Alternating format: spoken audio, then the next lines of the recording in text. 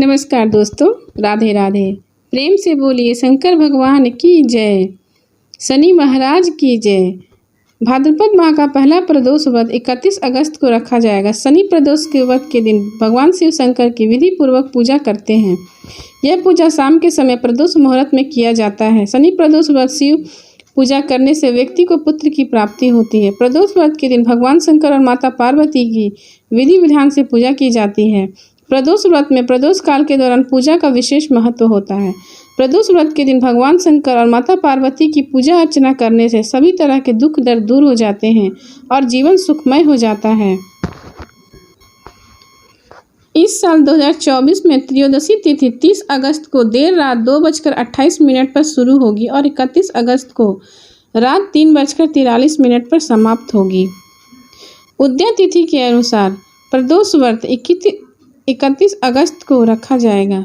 प्रदोष व्रत शुभ मुहूर्त शनिवार को सूर्यास्त 6:43 पर होगा, इसलिए शाम के 5:58 से लेकर 7:28 तक प्रदोष पूजा का उचित समय रहेगा। इस दौरान प्रदोष व्रत की पूजा करना सर्वोत्तम फलदायी होता है।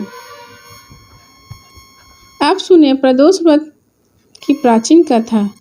प्राचीन काल में एक नगर में एक सेठ रहा करते थे। उसे हर प्रकार की सुविधाएं थी, लेकिन संतान नहीं होने के कारण सेठ और सेठानी हमेशा दुखी रहते थे। काफी सोच विचार करने के बाद अपना काम नौकरों को सौंपकर खुद सेठ सेठानी तीर्थ यात्रा पर निकल पड़े। अपने नगर से बाहर निकलने पर उन्हें एक साधु मिला जो ध्यान मग्न बैठा था। सेठ जी ने सोचा क्यों न साधु महाराज से आशीर्वाद लेकर आगे की यात्रा की जाए। सेठ और सेठानी साधु जी के निकट बैठ गए। साधु ने जब आंखें खोली तो उन्हें ज्ञात हुआ कि सेठ और सेठानी काफी समय से आशीर्वाद की प्रतीक्षा में बैठे हैं। साधु ने सेठ सेठानी से कहा, मैं तुम्हारा दुख जानता हूँ, तुम शनि प्रदोष व्रत करो, इससे तुम्हें संतान सुख की प्राप्ति होगी। साधु ने सेठ सेठानी को प्रदोष व्रत की विधि बताई और शंकर भगवान के निम्न वंदना भी बताई। भगवान शिव की वंदना इस तरह करें। हे रुद्रदेव शिव नमस्कार, हे शिव शंकर जग गुरु नमस्कार, हे नीलकंठ सूर्य नमस्कार, शशि मौली चंद्र सुख नमस्कार, हे उमाकांत सुधी नमस्कार, उग्र तत्व रूप नमस्कार, ईश प्रभु नमस्कार, विश्वेश्वर प्रभु शिव नमस्कार। साधु ने दोनों को आशीर्वाद देकर तीर्थ यात्रा के लिए आगे भेज दिया। तीर्थ यात्रा से लौटने के बाद सेठ और सेठानी ने मिलकर शनि प्रदोष व्रत किया, जिसके प्रभाव से उनके घर में एक सुंदर पुत्र का जन्म हुआ और उनका जीवन खुशियों से भर गया। प्रदोष व्रत की कृपा से, भगवान शिव की कृपा से सेठ सेठानी के दुख दूर हो गए। अब सुनिए प्रदोष व्रत की दूसरी कथा। प्राचीन काल में एक विधवा ब्राह्मणी अपने पुत्र को लेकर भिक्षा लेने जाती थी और संध्या को लौट कर आती। एक दिन जब वह भिक्षा लेकर लौट रही थी तो उसे नदी के किनारे एक सुंदर बालक दिखाई दिया जो विदर्भ देश के राजकुमार धर्मगुप्त का पुत्र था। शत्रुओं ने उसके पिता को मारकर उसका राज्य हड़प लिया था। उसकी माता की मृत्यु भी अकाल हुई थी।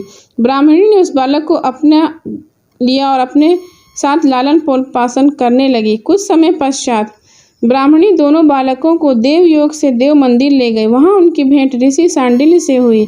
ऋषि सांडिल्य ने ब्राह्मणी को बताया कि जो बालक उन्हें मिला है वह विदर्भ देश के राजा का पुत्र है जो युद्ध में मारेगा, और उनकी माता को ग्रह ने अपना भोजन बना लिया। ऋषि सांडिल्य ने ब्राह्मणी को प्रदोष व्रत करने की सलाह दी। ऋषि की आज्ञा से दोनों बालकों ने भी प्रदोष व्रत करना शुरू कर दिया। एक दिन दोनों बालक वन में घूम रहे थे, तभी उन्हें कुछ गंधर्व कन्याएं नजर आई। ब्राह्मण बालक तो घर लौट आए, किंतु राजकुमार अंशुमति नामक की गंधर्व कन्या से बात करने लगा। गंधर्व कन्या और राजकुमार एक दूसरे पर मोहित हो गए। कन्या ने विवाह हेतु राजकुमार को अपने पिता से मिलवाने के लिए बुलाया। दूसरे दिन जब वह पुनः गंधर्व कन्या से मिलने आया तो गंधर्व कन्या के पिता ने बताया कि वह विदर्भ देश के राजकुमार है। भगवान शिव की आज्ञा से गंधर्व राज ने अपनी पुत्री का विवाह राजकुमार धर्मगुप्त से कराया।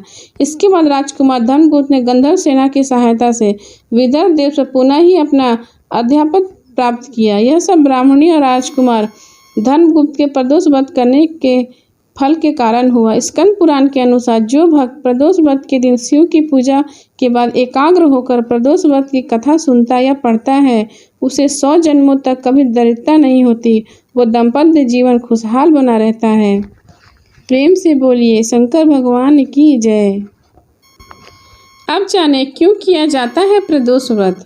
कहा जाता है कि समुद्र मंथन के दौरान जब हलाहल विष निकला था तो सृष्टि को बचाने के लिए उस भयंकर विष को शिव जी ने पी लिया था। वह विष इतना ज़्यादा असरकारी था, उसे पीने के बाद महादेव का कंठ नीला पड़ गया और विष के प्रभाव से उनके शरीर में असहनीय जलन होने लगी। तब देवताओं ने जल बेलपत्र से महादेव के जलन को कम किया। जिस समय यह घटना घटी उस समय त्रयोदशी तिथि थी और प्रदोष काल था।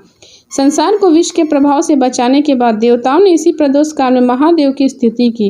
प्रसन्न होकर महादेव ने तांडव किया। तभी से हर त्रयोदशी तिथि को प्रदोष काल में महादेव की पूजन की परंपरा चली आ रही है और इस दिन रखा जाने वाला व्रत प्रदोष व्रत के नाम से प्रसिद्ध हो गया।